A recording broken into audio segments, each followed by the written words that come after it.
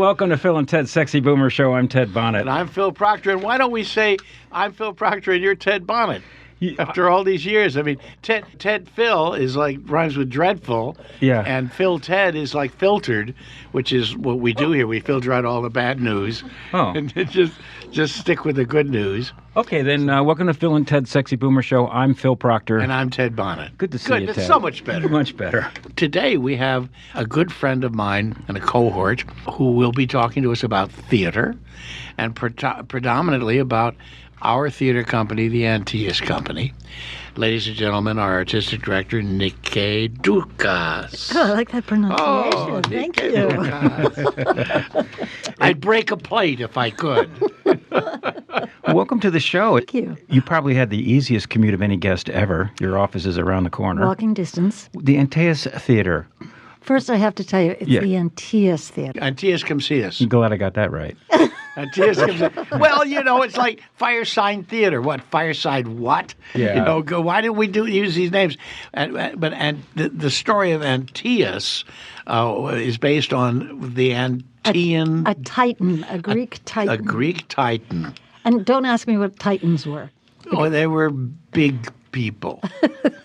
Big people, and this one held up the sky with one hand and had one hand on the earth. The foot. We had a hand on the earth. Yeah. Which we thought was a good symbol for what we do. Rooted in the classics. Family member of Artemis and Apollo?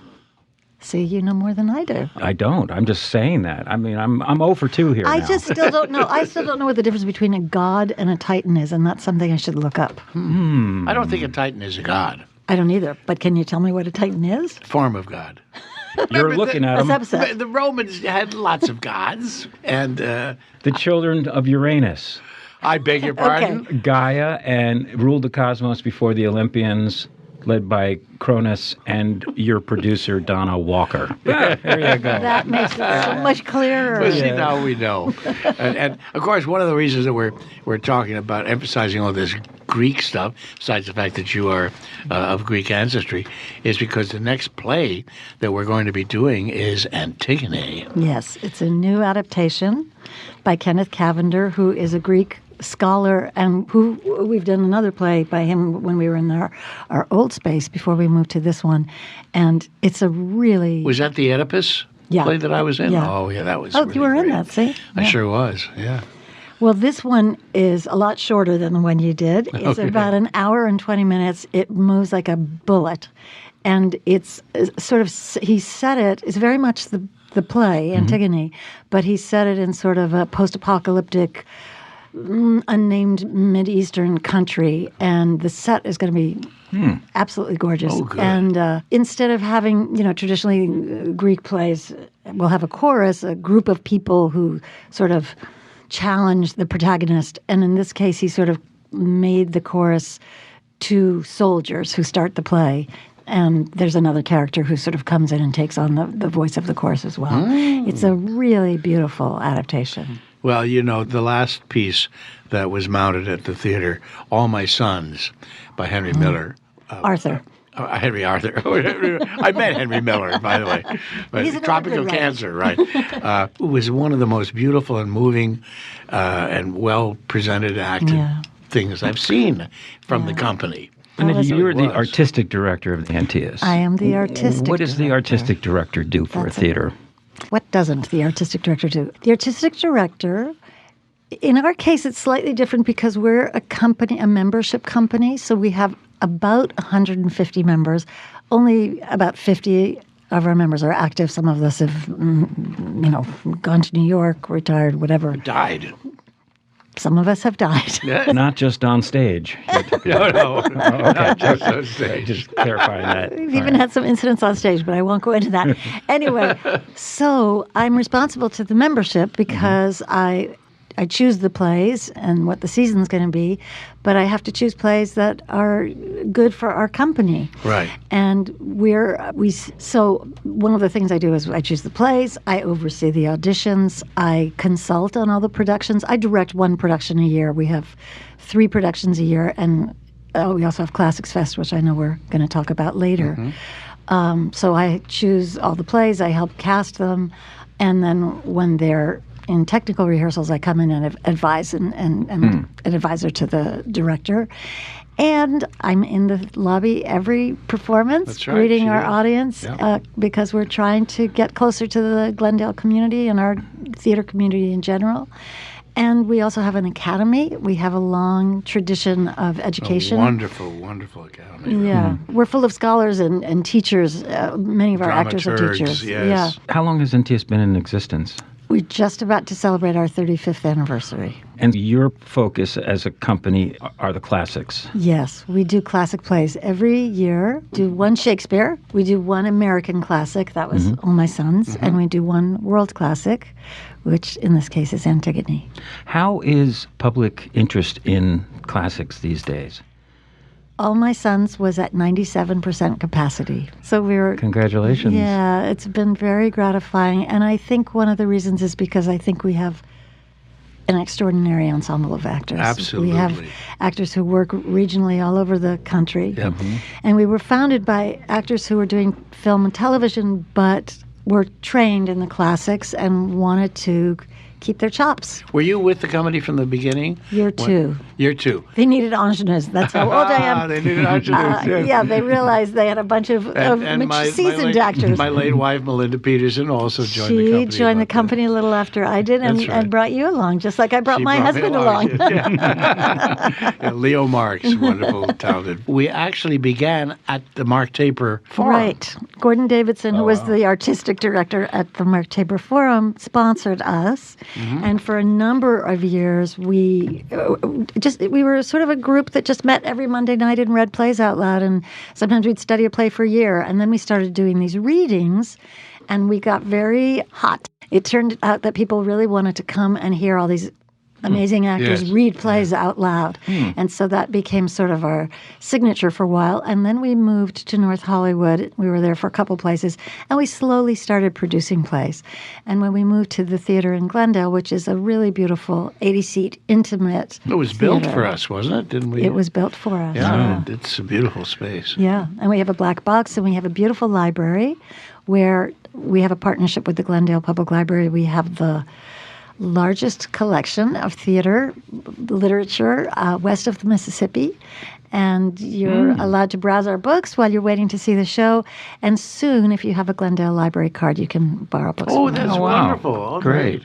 Los Angeles as a market for theater seems to be pretty healthy. I know. We have Right? such a reputation. And of course, we are an industry town, but the theater industry is quite lively in our city. Yeah, we've been raving about the productions we've seen recently. Yes. Amadeus at the Pasadena Playhouse.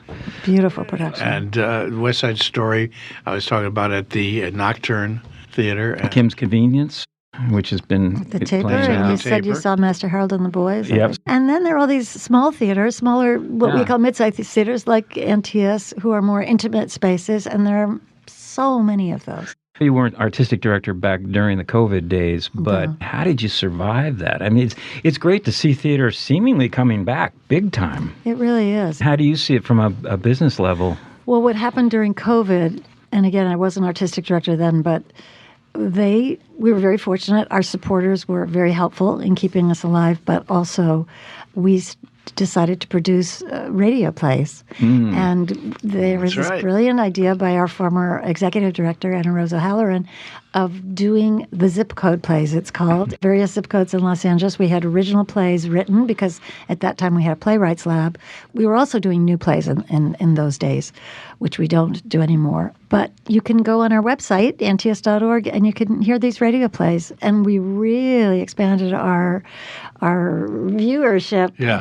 from those plays What do you during mean by COVID. zip code? There's a play about 91201 yeah.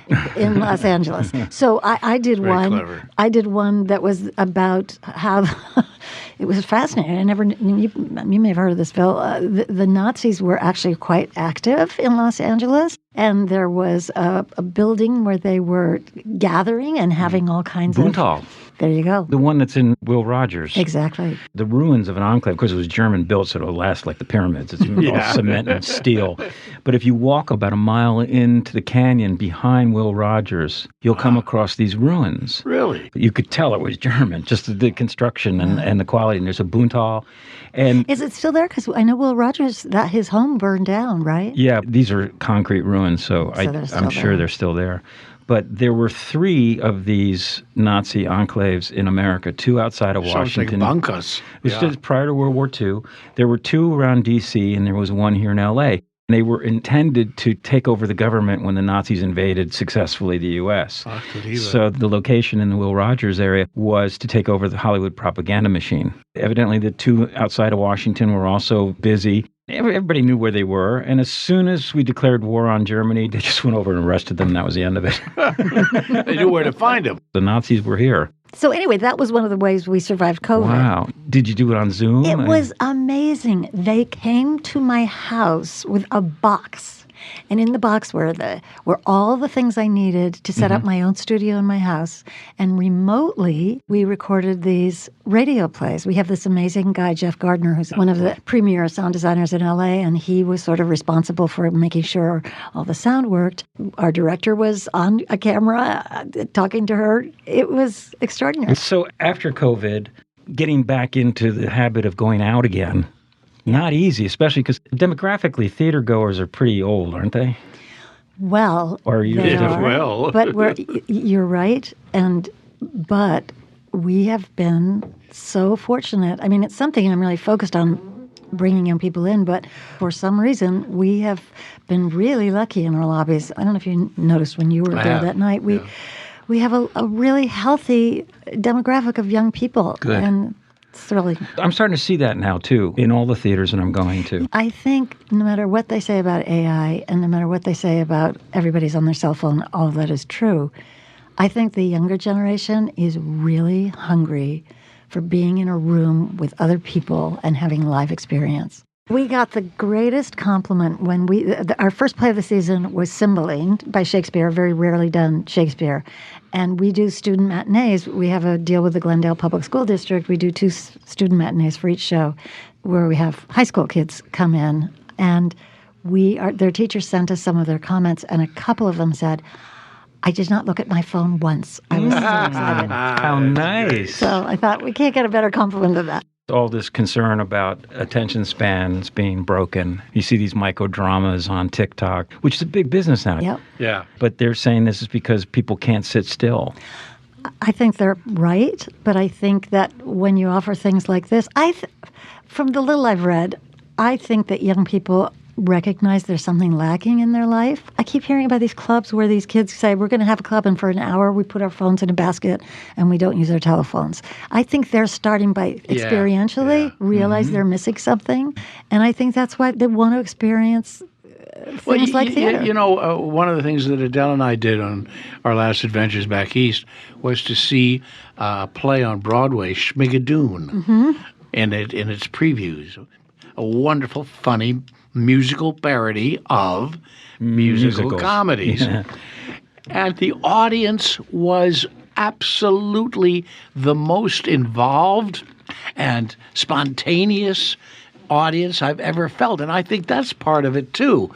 People are reveling in the idea, especially in these scary, dark, weird times, that we can all be together. And whenever there was a line that even had any kind of a political implication, a great reaction. I think it reminds us that we need that. We need to be together. And I think that's why people keep coming, because when they get there and they realize whether it's comedy or whether it's drama, I need to hear this and I need to be with other people experiencing this. It's addictive, but I think it's medicine for us right now. Yeah, well, you see it in the late night monologues. The call and response to the audience is now they're in it. That's great. Nothing can beat great theater. No, it's true. Really can't. And it stays with you. But you would think the classics would be a pretty hard sell. I just feel like, again, for the same reasons. Yeah. As far as Shakespeare goes, I feel like people are very intimidated by Shakespeare if they're not diehard Shakespeare fans. Right. But I know that our company is a group of actors that makes people feel comfortable with Shakespeare. People come up to me in the lobby all the time and said, I understood this. I had no problem. I enjoyed it so much. Yeah. How do you do that? The actors have to know what they're saying.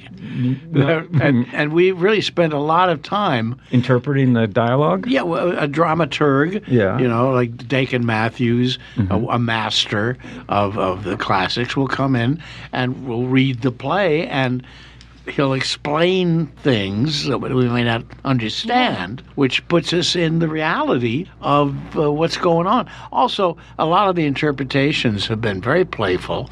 Cymbeline was set in the West, and I remember what's the magical play that they used the radio? The Tempest. That was The Tempest. Me. Yeah. Yeah. You that. directed that? Yeah. Yes. Well, that was again a very exciting kind of out of the frame approach to a familiar play. And yet people said to me I heard lines I had never heard before. Exactly. I understood the play in a deeper way. That's the goal always. Yeah, that's the goal of the theater. I never want to rewrite a play. I want to do Shakespeare's play. I don't want it to be Nicky Doukas' Tempest. I want it to be Shakespeare's Tempest. But I feel like the way you do that is by studying the play really, really deeply and understanding at every level what it's about and getting actors, and some of it's just training and experience, who understand how to make the words come to life. You're not changing the words. Never. Just in the way in which you deliver them. Occasionally, if there's a word, first of all, some of the plays are very long. Cymbeline, I cut quite a bit. I'll cut any joke that's not funny. And I believe that Shakespeare wanted me to do that. Right. Because if there was ever a showman on earth, it was William Shakespeare, and I don't think he'd want any jokes that weren't funny anymore. But if there's a word that's critical to the plot and it now doesn't mean what it means, I will find a word of the same syllable length and substitute it if it doesn't sound odd. But other than that, no. That's fair. Yeah. Yeah, but as I was saying at lunch, we saw Eddie Izzard's Hamlet, and he changed a few things for clarity, and I found it jarring. Yeah. Now, the way that you're talking about it is it's melded into the rhythms of the play, so it would just embellish it. But he had a couple of times where he changed a very famous word. For instance, when in the to be or not to be monologue, instead of calling it a bare bodkin, end your life with a bare bodkin, he called it something like a sharp knife. A Sharpie. Yeah, a Sharpie. End your life with a Sharpie. We'll just write that part out. And it was jarring. It was like, wait, no, that's a bare bodkin, for Christ's sake. And he did the thing of, stabbing himself, so you knew what it was. I think there are some words that are archaic, but they're so sort of like the King James Bible. Not that I know anything about the Bible, but that it doesn't matter if you can't understand it. If the actor plays it with intention, you get the idea, and the language is so beautiful, you don't care. But if it's going to obscure the meaning, that's when I change. If I feel like we're leading the audience down, they're going to misunderstand what we're trying to do here. It's intentional on the actor's part in terms of how they're delivering it that makes the difference. The way you say something to someone. Right. I mean, you can watch a foreign movie and follow a lot of what's going on just by intention. Intention, that's right. But these plays are in English, and when you know how to do it, you can understand most of it. That's right. And the actor really, the rehearsal period is a time where we find that proper way to express something that we know is the other actor will understand it, and therefore the audience will understand it. Yeah, and then there's the physical too. I mean, you paint a picture, That's right. You create an environment, all that stuff. Yeah, one person goes to see a film or goes to see a play. What are the advantages of the play? The advantages is that the actor is right in the room with you. Yeah. And in our case, they're about 2 feet away from you, which is pretty thrilling. The other thing is theater is literature and film is pictures. If you're looking to see a story told by the visuals, then you should go to a movie. If you're looking to see a story told through language, if you're somebody that language really speaks to, you want to go to see a play. And I mean, I think both art forms are beautiful. I don't. Well, the kind of physical design that we've been doing at Antaeus recently, I think adds immeasurably to the experience. Because you do kind of, when you walk into that little space, in that beautiful theater, as an audience, I'm speaking now, you are immediately in the play. There's the wonderful, the intimacy really does allow you to feel a part of. I agree with that, Phil. In fact, all my sons said, people kept saying to me, the grass came right under my feet. Yeah. In all my sons, right? Yeah. I'm thinking of some theatrical experiences when I was in Amsterdam. I didn't know what I was buying. I just bought a ticket. I love you. You're my ideal theater goer. And I heard about this performance, and I was like, I really didn't understand it. I can't read Dutch, So I bought a ticket to see this show. I get on a boat and go across the river to a shipyard. Oh, and we go into a shipyard, and there's a dry dock. Oh, my God. And it's a giant dry dock. And inside the dry dock is the set. It wasn't a post-apocalyptic show about people who were ruled by overlords, and they had a huge, sort of Nazi World War II tower with spotlights and the whole thing. Okay, so movies can't do that. No. And I'll tell you what else they can't do, is that as the show goes on, I know the river is about 40 feet above us. Ooh. That was kind of interesting. I was about the first or second row. And the climax of the play was an apocalypse, and they started to open up the gates. Oh, my gosh. And water started coming in. Ooh. Bigly. And everybody's like, whoa, this is cool. And this is cold. And it's coming up, and it's coming up, and it's coming up. And, of course, they had it all timed. Yeah. So it stopped as it lapped this far from the tip of the toe. End of show. That's truly immersive. That was really immersive. Yeah. And then Blue Man Group, we went to see them when they were in previews in Vegas, right? No, New York at the PAP or whatever the theater was back in '90. We had covered it for our NPR show, so we were all invited to go see a preview of it, and no one knew who they were or what they were doing. Oh. And there were these coils you use for a dryer exhaust, plastic pipe, hanging down over 20 or 30 of them kind of hanging over the audience. And we just grabbed one and said, I'd like to have pepperoni pizza, please. And 10 minutes later, they came in with a pepperoni pizza. Oh, really? Who ordered the pepperoni pizza? Oh, that's theater, right? These are great examples. Theater's happening in real time. Yeah. And mistakes get made. And the actors are responding to the audience. Whether the audience is aware of it or not, the actors are playing to that audience who's there on that day. Mm-hmm. And every performance is slightly different. It's just like it's a pleasure to read a play. It's a pleasure to read a play by Shakespeare. It's a pleasure to read a play by Arthur Miller. But it is not the same thing to see that play. Yeah. To experience. However, you were saying earlier that we have also become very adept at presenting readings of works. Yes. And that's a beautiful segue to something that's coming up very soon. We got sort of famous for our readings, and a reading, for people who haven't seen it, is simply actors standing behind music stands without any costumes, without any props, and just reading you the play. Over and over, people come up to me in the lobby who say to me, I could see the set, or they tell me they remember a set from a reading they saw a few years ago.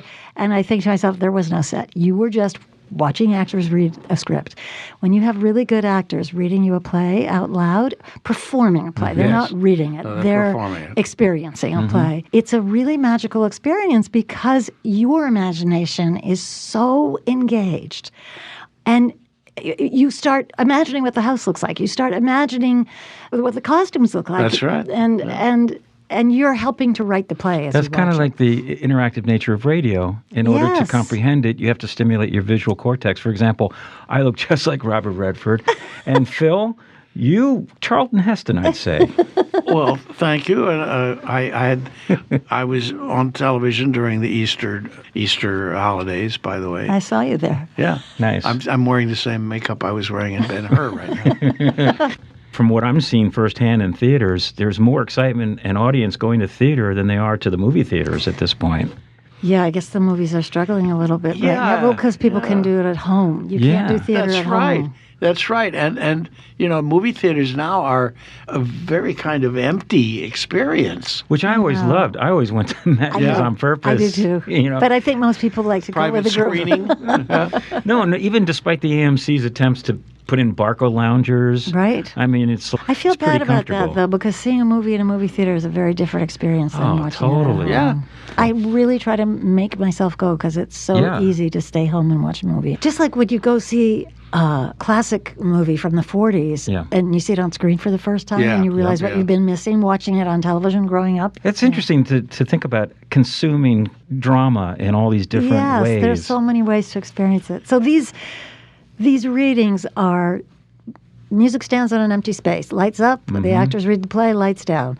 And we started doing this, well, we've done it, like I said, we've done it from the beginning. And then when we were in North Hollywood, we did this thing called Classics Fest, where for a week or two we would have a series of plays that we'd read out loud. And COVID was one of the things that knocked that off of our ability to do. And thanks in part to Phil and to Adele and to the memory of Melinda Peterson, who was a huge Classics Fest supporter. Yes. We have been able, and also many of our company members really stepped up in support of this because it's so important to them. Yes, right. And other friends. We're going to have back to our Classics Fest this year. We're going to read 3 plays, so each play gets read twice. We're doing Candida by George Bernard Shaw, A Moon for the Misbegotten by Eugene O'Neill, and a new adaptation by Richard Eyre, fairly new, it's a few years old, of Ghosts by Henrik Ibsen. Ooh, And nice. all really good plays that are a way for us to explore the play and just a way to share more material with our We audiences. also, when we were doing Classics Fest, we would gauge the excitement of the audience in terms of some of the plays we were reading in, Right. and it could become a main stage production. Right. Do you have like a pre-show lecture to explain? You what's- know, we do a lot of that. We have for every play that we produce, we have classes that go with them. You can come for the weekend and study a play. You can do it on a single night, and we always have talkbacks. We have all kinds of educational opportunities. For Classics Fest, it's more of a whirlwind experience. You can come on a Saturday, see 2 plays. Well, last year, and I'm hoping we're doing this again, we had a buffet lunch that you could have in between the shows, so you can spend the whole day immersing yourself Plus in all the books. classics. Plus all of those books. You can do a little research on your That's own. right. That's right. Oh, that's wonderful. But you've given me an idea. I mean, because maybe there'll be something we'll be able to do in advance of it that's just a little. Yeah, it might create a little Something. excitement. Well, and especially interest in it, for too. people who are coming to Shakespeare for the first time. Whether Oh, for Shakespeare, late- we definitely do that. We have a class called Getting to Know, whatever the play is, Cymbeline, and Dakin taught that class for That's a right. weekend. 2 4-hour classes. You read through the play, you talk about it, you talk about the challenges for actors, you talk about different productions. We're doing it for Antigone right now. We have a weekend class and I think it's a Wednesday or Thursday night class that you can take, and that's on our So website it's sort of as well. a Shakespeare for beginners. Well, we actually get a lot of knowledgeable people. It's a really nice mix and so there's always a lot of lively discussion. It's really less of a class and just more of an exploration. And the website? I should say that we spell our name. Yes. A as in apple, N as in Nikki, Taeus, Antaeus.org. Antaeus.org. Yes. But you can always call us if it's too complicated to remember how to spell our name. Now, you are an actor by trade as well. I am. I started as an actor. In fact, one of the first television shows I ever did was with Phil. You may not remember Yes. this. Oh, yes. The Diary of a Terrorist. Yes. And then I changed it to Terrorist on Trial. This was in the days of TV Sam movies. Waterston was yes. the lead. And you were so kind because I had such a thing for Sam Waterston because I had seen him in Much Ado and you introduced me to him. Oh, yeah. Okay. I mean, as an actor, I Cool. just thought he was so extraordinary. You came out originally from... I grew up in Massachusetts, but I went to graduate school at the American Conservatory Theater in San Francisco, and then I came down to L.A., and so I was a classically trained actor in L.A., and then for many years I did a lot of television, and then I went back to my true love, which was theater, and I was a big regional theater actor for a long while. And then about 15 years ago, I was teaching, and I've taught acting for a long time as well. And I started directing. I had always wanted to, and I sort of fell into it. And so for the last 15 years or so, I've also been a director. Wonderful progression. I feel so lucky because I just feel like everything I do, I love. So that's a blessing. That's so important, isn't it? I mean, you get to a point in your life where you just, if you're going to do something, you better enjoy it. So grateful. And when you're young, it takes so much work, and you just wonder if anyone's ever going to see you. And finally, you get to a place where people do. The one great thing about acting to me, though, is that you're in a family. Mm-hmm. When you're in a play, you're in a family, and you're all working together to create something that's greater than your own little part in it. Yeah, and it's a sustainable, wonderful way to live. Yeah, and when you're not doing it, you're learning your lines. Yeah, that's right. So that it's a very immersive thing. I think that's why people respond to our actors in our company, too, because so many of us have been in this company for so long. I mean, obviously, we also have to bring in the young actors, and we have wonderful new young actors. But when you come see our shows, you get this sense, you get a real sense of a shared vocabulary. You really do. And a deep bench and deep experience and people who really work well together. Mm-hmm. So, yeah. And no AI. Can't get away with the AI. Not yet. Us at least. Yeah. There will be AI in the future. Antaeus Holographic Productions presents. Fortunately, hopefully won't be around for that. That's another reason why theater will become more relevant rather than less relevant, right? Because it's hope. Organic. That's right. And you know what? I mean, I think this is what we were getting at earlier. I think why people are keep being interested in classical plays is because I think you go back because you know they're always teaching you something. These plays work. We know these plays work. I mean, if you're a theater person, you know the play's going to work when you see it. But, which is not to say anything against new plays because that's really important and exciting too. But I do think there's something so thrilling about seeing a play written by an ancient Greek or written by William Shakespeare or by Arthur Miller and feel like nothing has changed. Like in terms of the human condition. There's a human condition that we all share. And that we can be comforted by that. We can be challenged by that. We can be inspired by that. We can be warned by that. And there's something really deep and profound about seeing these plays over and over again. From the 60s on, things got very experimental, very liberal, anything goes. Mm-hmm. Maybe there's a cyclical nature of, been there, done that. This idea of a traditional play, a classic. Yeah, maybe. You know? I think everything is cyclical in the arts, right? Are there any playwrights now that we don't know about or that you know about? I mean, we have so many great playwrights. Lynn Nottage, I think, is one of the great American playwrights. She's written many beautiful plays. She wrote a play called Intimate Apparel that, to me, is a perfect play. There's just a lot of great playwrights are also writing for television, which I feel a little sad about because it's taking them away from the stage and because there aren't a lot of plays being produced in New York right now. Most new plays are being developed in the regional theaters, which is great. Expenses primarily. People haven't had a habit of coming to they want to see musicals when they go to New York. That's right. Yeah. I'm hoping that's starting to change now, but I think we have many amazing writers writing right now. Beth Wohl is a great playwright. There's so many, and I'm going to be bad about remembering names. Are there companies here in town that are usually pushing in that direction that are known to do new plays? Yeah. Yeah, Rogue Machine, The Fountain does a lot of new plays. They sort of do a mixture, but I think they mostly do new plays. Yes. The Road does a lot of new plays. And, PRT in Venice, they do sort of a combination. They do classics, like where you mentioned you were going to go see The Price there. Mm-hmm. They also have company members who write and develop new plays. So, there's plenty of... Now, mentioning all these theaters, is there some kind of an alliance of artistic directors where you can talk about what works and what doesn't work? There's an alliance that's of just for theaters. There's nothing specifically for directors, but I'm actually thinking about starting one. Okay. I'll let you know. You heard it here.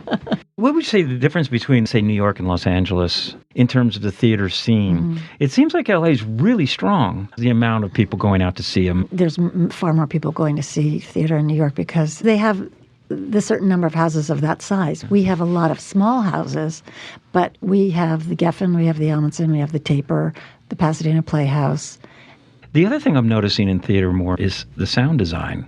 It seems to be getting more sophisticated. Yeah, I think everything is. Yeah. I mean, hopefully everybody gets better as we go on. But yeah, we have this, like I said, our sort of company member, he started as an actor, is Jeff Gardner, and he's able to do things in our theater. He really is. Where the seats vibrate, when exciting things happen. It's extraordinary. And I think you're right. It's probably to do with technology that we're just able to do more than Well, now we can direct sound. Yeah, that's right. It can come, if you have a sound of a doorbell, it can come from where the door is. And you can do that on a more intimate level with the same kind of wonderful effect.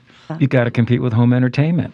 It's like bringing back smell-o-vision. Yeah. Right? I do think that's Bad where idea. I do think that's where some of the impetus comes from. Sure. How do we get them How out do you here and do motivate? something you can't do at home? Well, people are inundated and suffering subscription fatigue, and they're raising prices all the time. Yeah. Even going to a movie is a financial commitment. A play is even a bigger financial commitment. It is. It is. What I would say is what people pay to go to see the Dodgers play, I would say you can have just as good a time. I mean, I love the Dodgers, but you can have just as good a time coming to see us. And if you come during preview week, which is the week before we open, we have 6 performances, I believe. The tickets are $35. Oh. Yep. Which is very, I think, reasonable. And we have student rates and we have group rates. So we're always trying to, and next season we're going to offer a pay what you will night, so that if you can only afford to pay $10, you can pay $10. Oh, good for you. Great. Because I think it's really important that everybody who wants to see a play can see a play. And to build the subscription base. Yeah. Oh, gosh, I enjoyed that so much. I want to come back. But it's amazing what we will pay for a drink. Yeah. And then if you think about, so would you pay $40 to see a play when you're paying $7.99 to have a drink? $7.99. That's a pretty good deal. That's a really good deal. I wasn't even thinking of a mixed drink. I was thinking of a coffee. Well, we are out of time. Are we? Yeah, can you believe it? That was so quick, you guys. I know. Thank you. Nice Nikki conversation. Doukas, our good friend and artistic director of the Antaeus Theater Company, and I'm so happy the theater is doing so well in Los Angeles, Thank you. especially post-COVID. It's wonderful to see. I think people want to come out and experience life again. Yeah. Yes, absolutely. Absolutely. Nikki Doukas, thank you so much you for coming. having me. You're listening to Phil and Ted's Sexy Boomer Show. You can hear all our shows at sexyboomershow.com. It's a winning title, isn't it? sexyboomershow.com. And we would love to hear from you as well. And we also need new customers to the Facebook page because Facebook closed us down and we had to restart and we have 5 followers. So please go to the Facebook page and look Put your face up there. Look for Come the on. Sexy Boomer Show and join up, and we'll have all sorts of news for you. Sign up for a newsletter. We have a newsletter. And write us. Tell us what you're thinking. And, who'd you like to hear on the show? And you can do that at info@sexyboomershow.com. And that's it. All right, my friends. Stay safe. Keep your head down. Have a good week.